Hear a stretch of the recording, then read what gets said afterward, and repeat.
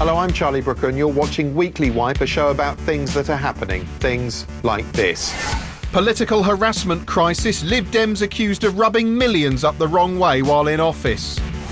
Scotland's top cardinal steps down. Catholic Church apparently unhappy with the life of O'Brien. Already there are rumours an institution somewhere may be harbouring appropriate behaviour. And in astonishing scenes, having won the New Orleans half marathon, Mo Farah sails past naive reporter in the 10,000 metre cringe. Now, haven't you run before? Sorry? Haven't you run before? This isn't your first time. That's the sort of thing that's been going on, but we start here. So-called Blade Runner Oscar Pistorius is a world-famous athlete who overcame disability to become a Paralympian and hero to millions, starring in glossy, life-affirming commercials like this. His girlfriend, Reva Steenkamp, was a tall, blonde socialite model and celebrity due to appear in a fluffy reality show. Now, Steenkamp has been killed and Pistorius is at the centre of some of the most sensational news coverage in years. Oscar Pistorius charged with shooting dead his girlfriend at his home. The Olympic and Paralympic star will appear in court tomorrow morning. It's left South Africa and the sporting world in shock. Naturally, a murder case involving a supermodel and one of the biggest athletes in the world was irresistible to the media, and it made headlines around the globe. It was a crime story that interested the entertainment media too, who treated it as an interesting dash of blood in their overall showbiz stew.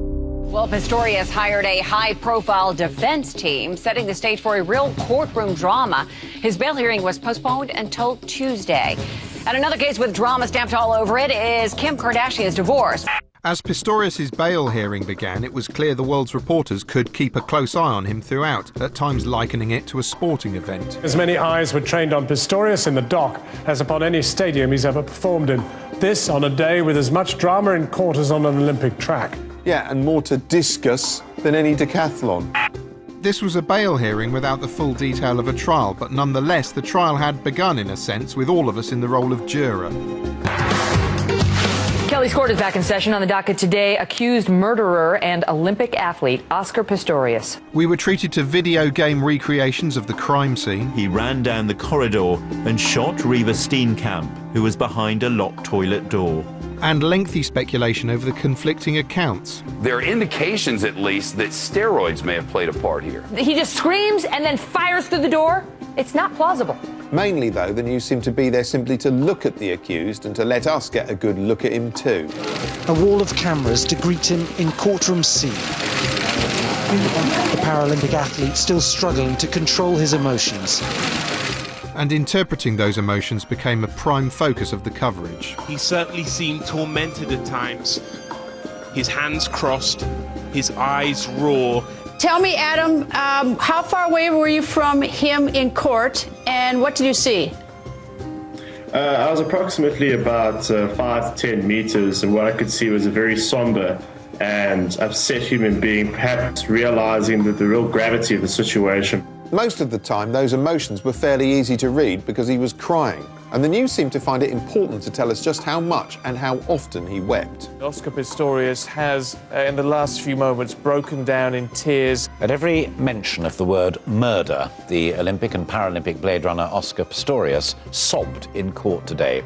Reporters weren't allowed to film during proceedings themselves, but during recess they could use smartphone technology to show us the courtroom interior. We can actually hook up with our special correspondent, Alex Crawford. She's on her iPhone inside the courtroom. Which, of course, meant even more up-to-the-minute crying bulletins. Every time his girlfriend's name was mentioned, he burst into tears, sometimes sobbing quite uncontrollably, his shoulders absolutely heaving.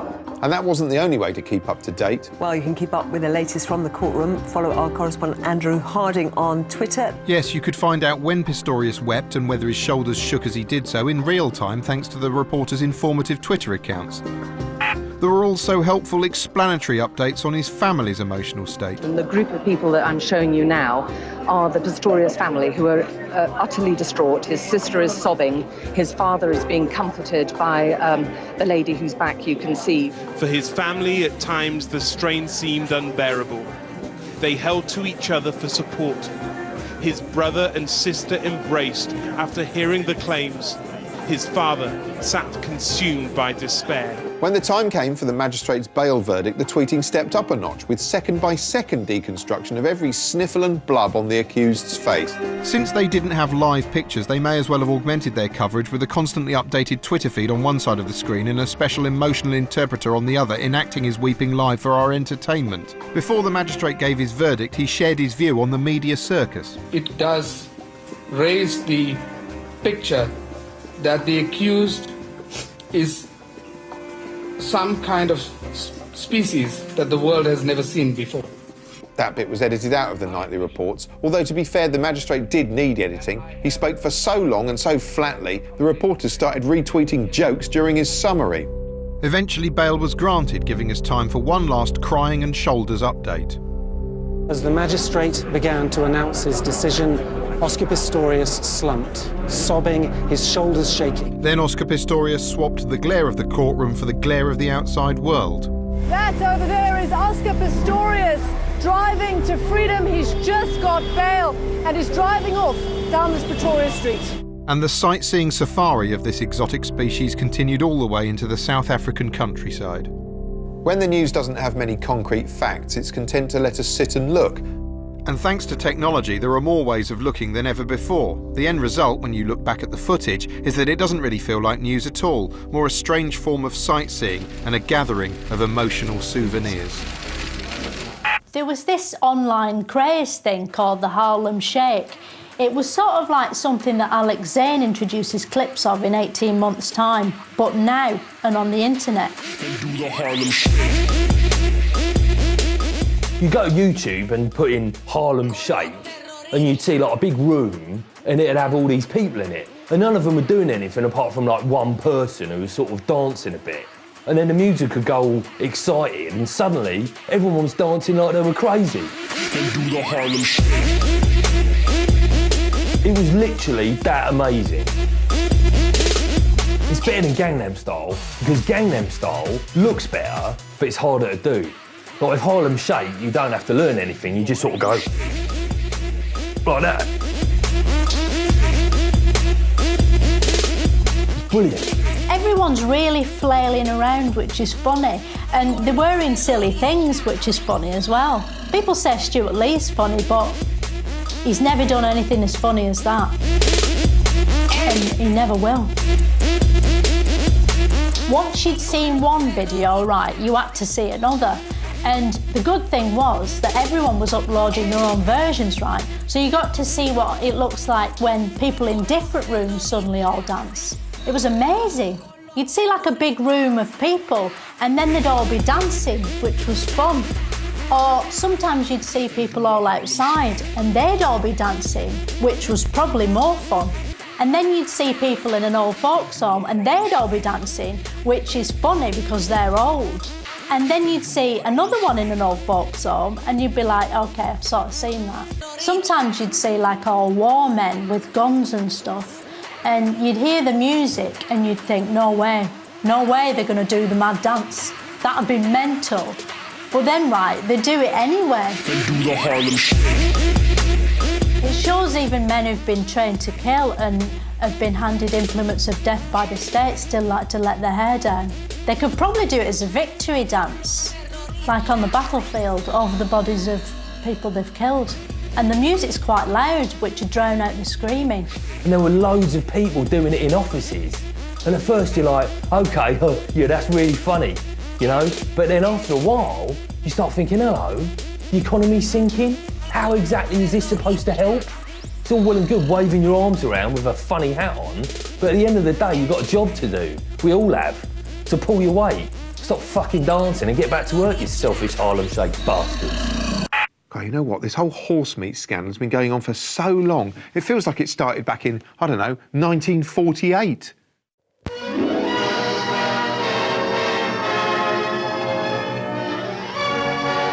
Horse meat is rapidly becoming part of Britain's diet. 3 million people buy it every week, though less than half that number know it. Public feeling grows against a sinister trade. The country demands action against a traffic so alien to the British people.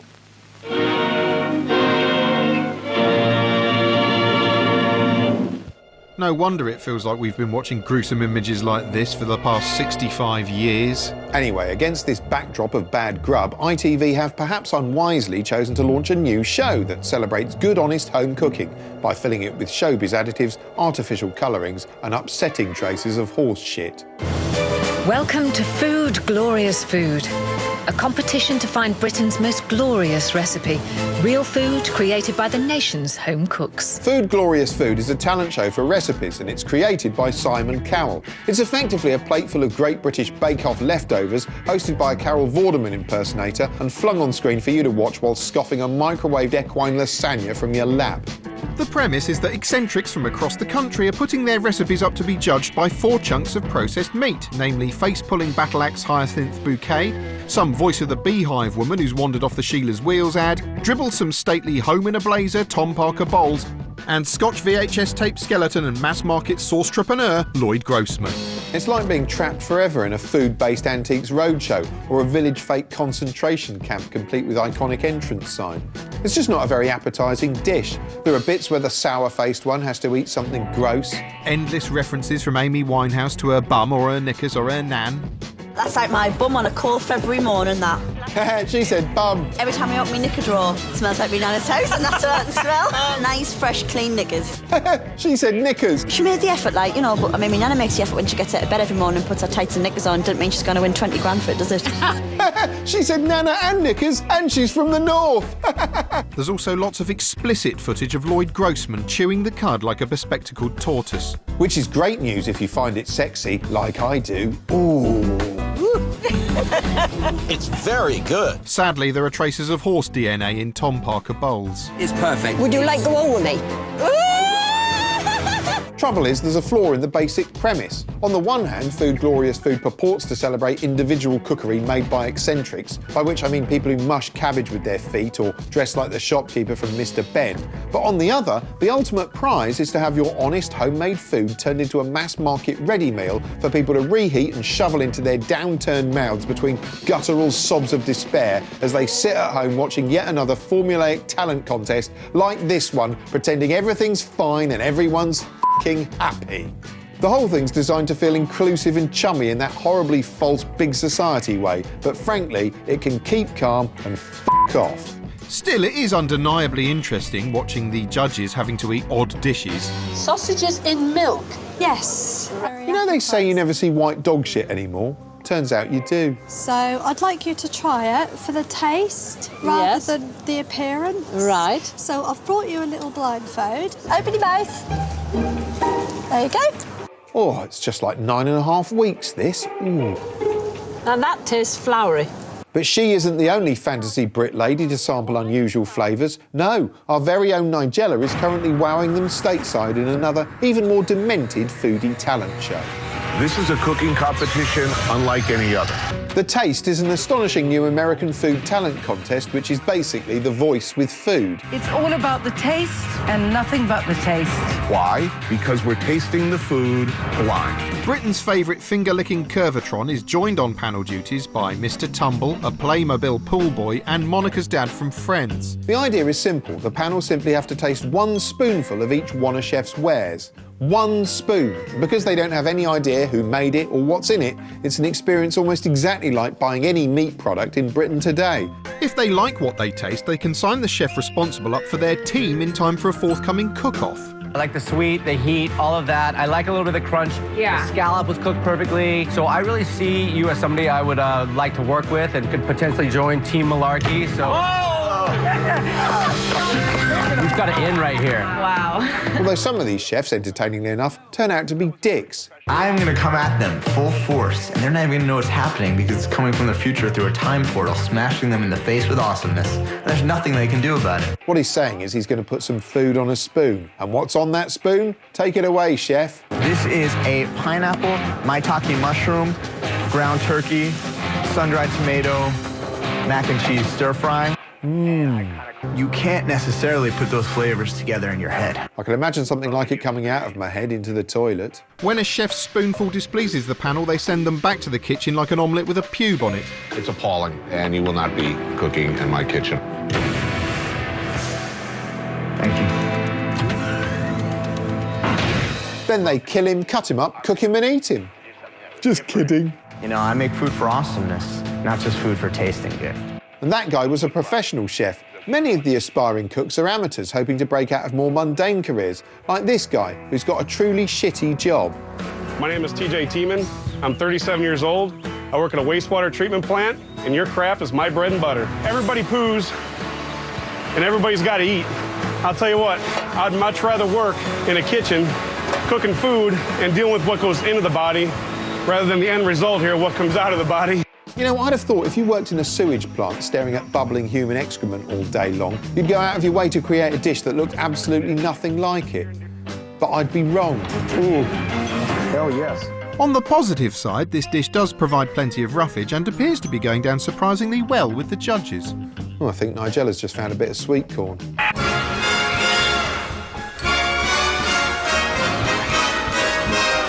Technology and incredible yet bland scenes as Sony hold a live web launch for their forthcoming PlayStation 4 console.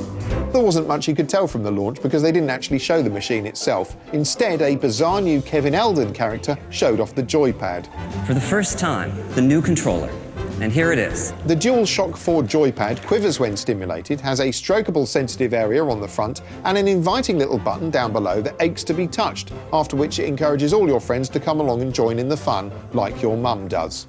If you ask me, the emphasis on sharing is an absolute disaster for the PlayStation because it looks like it's going to turn the blissfully isolated pastime of gaming into a sort of grinning Facebook hell of empty socialised twattery. Still, it wasn't just boring hardware on display, no! There were games too, introduced by people trying to make them sound like things they weren't. This is a story about the loss of home, the search for a new home and the lengths to which people go to defend it. Sounds deep. This is Killzone Shadowfall. Oh, no it doesn't.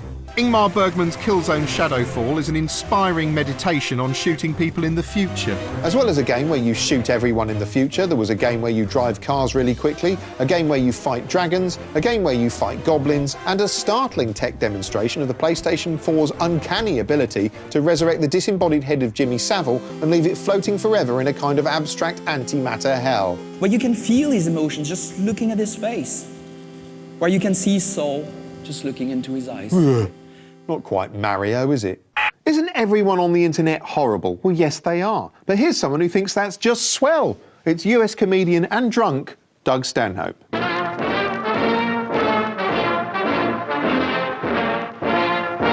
I'm Doug Stanhope, and that's why I drink.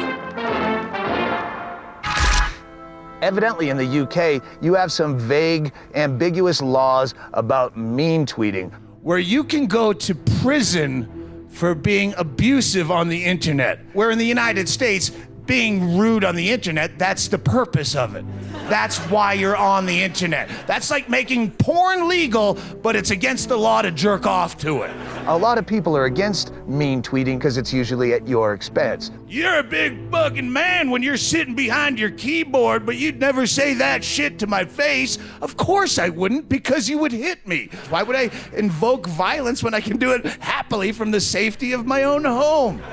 Point being, the internet is built for tragedy and inappropriate comments. Tragedy, that's when comics come to life.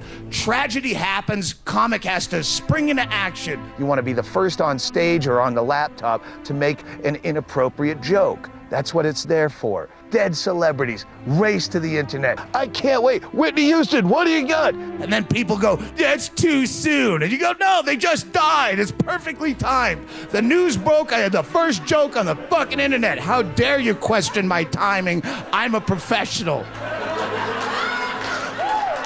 Too soon?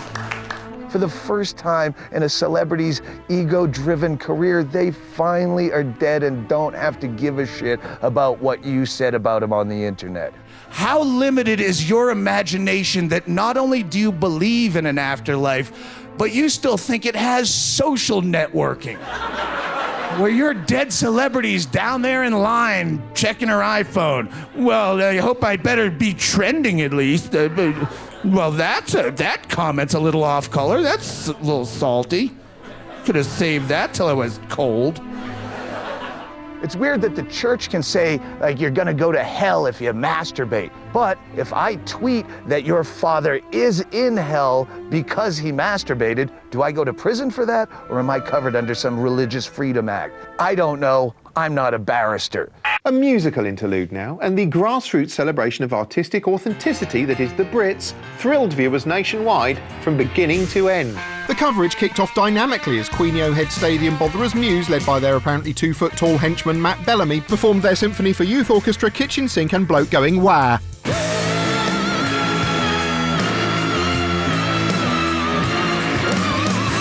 Before James Corden unveiled the magnificently diverse musical menu on offer that evening. However you like your music, we have something for you. You sure about that? Because I like my music bland, OK? Mumford & Sons are going to be here tonight. Hooray! Taylor Swift. Yes! Ben Howard. Probably yes! Robbie Williams. Results! Emily Sandé. Ace! And 5 young men that go by the name of One Direction are here. Oh, jackpot! Having established its credentials with anarchic awards like the Rock and Roll MasterCard Album of the Year supported by the Sun's Bizarre column, the ceremony continued to wow audiences by handing a succession of meaningless Hearst-ruined statuettes to a dwindling roll call of piss-weak musical farts, interspersed with earnest VTs in which artistes like Trust Fund Wurzel's Mumford & Sons outlined their unique creative vision. One of the most exciting things about making a second album is doubling the size of the window people get to look in at what we do. And one of the most exciting things about that window is doubling the speed I tossed that second album through it. Some of these songs take years to finish. I can say. There were also spine-tingling performances from the aforementioned Bullingdon Buskers, sexy-backed songster Tintin Bumberclart, the white clean vinyl tweenies, a bright blue Morrissey droid, some hopefully unpaid intern, and caterwauling ice cream Emily Sandé, whose performance transported us all back to a happier time last year, in July 2012, just before most of us had heard of her.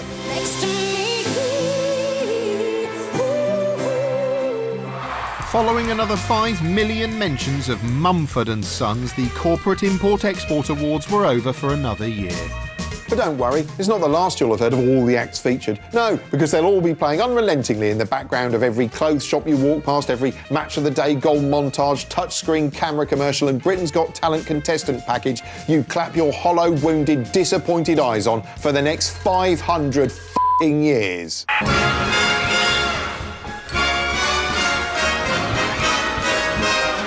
Controversy, and the news chickens get in a flap as brainy author Hilary Mantel apparently criticises our Kate. You can see there some of the language being used in the headline. A plastic princess designed to breed?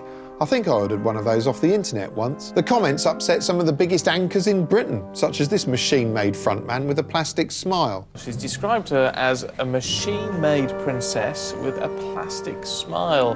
Do you know, I think that's really unnecessary. It also caused upsetting exchanges on This Morning. When it's being I never understand, when it's being polite, gentle, well-mannered, suddenly become plastic and fake. I think she should shut up. Even the PM chipped in with his 2 cents. I think what she said about Kate Middleton is completely misguided, completely wrong. But not everyone joined in the pile-on. Some had actually read the article. What this article is, it's a big article, it's a long article, all about the history of consorts, what happens to consorts. Boring, but she does slag Kate off in it, yeah? What she was trying to say was that there's something that happens when a woman marries into the royal family. She becomes this image, and we expect her not to necessarily say anything, we comment about her dress, but we almost turn our royal family into dolls. God knows where she got that impression, unless she watches the news. With those trademark heels, Kate stepped into new territory. With her green coat, the Duchess wore the shamrock brooch. Yes, only an eyeless rock could fail to notice the media portrayal of Kate does indeed tend to treat her more like a grinning mannequin than a real woman. Even on the day they reported Mantel's comments, they couldn't stop banging on about the way Kate was dressed and how much her pregnancy was showing, like she was, I don't know, some kind of plastic princess designed to breed. The Duchess of Cambridge just inside, wearing a black and white dress and a very visible bump. When they actually let us hear her voice, it's such a rare event. All the news channels actually treat it like a massive story in itself. For once, attention wasn't just on how Kate looked, but also on what she said. Kate can speak? A small room, a few invited guests, but intense scrutiny. I'm only sorry that William can't be here today. You would love it here. Well done, Pretty. Back in your box. Based on the book of the same name, Cloud Atlas is a visually spectacular attempt at creating a metaphysically profound blockbuster spanning several centuries of made-up time. It stars Tom Hanks, Halle Berry, Hugh Grant, Tom Hanks, Halle Berry, Hugh Grant, Tom Hanks again, Jim Broadbent, Ben Whishaw and Tom Hanks. Often when watching films, you find yourself squinting at a cast member and saying, where have I seen them before? And in Cloud Atlas, the answer is in that other bit of Cloud Atlas. Because the novelty here is that Cloud Atlas consists of 6 separate stories starring the same cast, popping up again and again in different guises throughout. What are you doing in here? Fun idea in theory, but in practice it means the whole thing feels a bit like playing Where's Wally with famous people, which sort of constantly knocks you out of the storyline, especially when these prosthetic noses aren't always brilliant. It gets particularly weird when, say, Halle Berry turns up as a white woman, Hugh Grant turns up as a futuristic Korean, and when Tom Hanks appears, apparently disguised as George Michael, it's just silly. The film continually flips from one story to another in a manner that sometimes draws parallels between the various Shaggy Dog stories, but more often feels like you're watching 6 different miniseries playing together in shuffle mode. You need a f***ing atlas just to find your way through the thing. Still, if it's a mess, it is at least a brave mess, although while it has moments of excitement and is visually staggering throughout, it's hard to care about characters whose lives you're experiencing for sometimes just a few moments at a time across 180 minutes. In fact, the most profound thing I learned about the human condition across its 3-hour running time is how long my bladder can hold out. Joining me now to discuss Cloud Atlas are Charlie Brooker from the year 1973 and Charlie Brooker from 106 Winters After the Fall, who is actually played tonight by Halle Berry, isn't that right? Yes, it is. Have you read the book, Cloud Atlas? Interesting question. What exactly is a book? It's a kind of content delivery system. You look at shapes on paper and it makes pictures, I guess, appear in your head. Do you have cave paintings after the fall? Yes, we do. It's like those. Oh, right. In that case, no, I haven't. Have you read the book? I haven't, although I have to be honest, I don't really know that it would have helped if I had. I mean, I found the whole multiple character thing kind of tricksy and annoying. There is something just inherently stupid, I think, about seeing Hugh Grant playing a cannibal. Yeah, it's like some kind of weird sitcom. What's a sitcom? It's like a cave painting you laugh at. Like Mrs. Brown's Boys. Actually, Cloud Atlas is quite a lot like Mrs. Brown's Boys because both Ben Whishaw and Hugo Weaving turn up playing kind of unconvincing women at one point. It's really distracting. What's Mrs. Brown's Boys? It's... Well, you're from 1973. I mean, you'd love it. Can I just say I'm finding this whole sequence quite self-indulgent? Yeah, I never really liked this bit of the show. Yeah, well, neither of you had to turn up. We didn't. What? We're not here? You're imagining this whole thing? Don't be ridiculous. I can see you quite clearly sitting there and... Oh.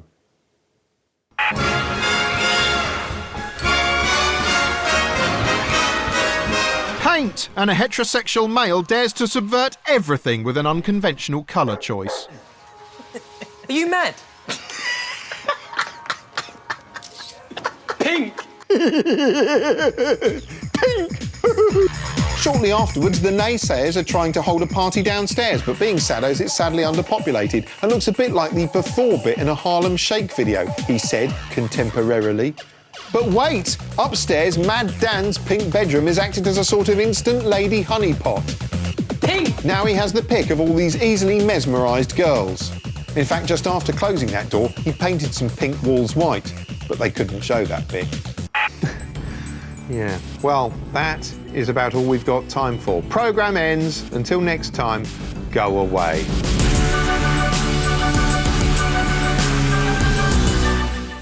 Still to come tonight, political analysis, headline makers and more in Newsnight here on BBC HD.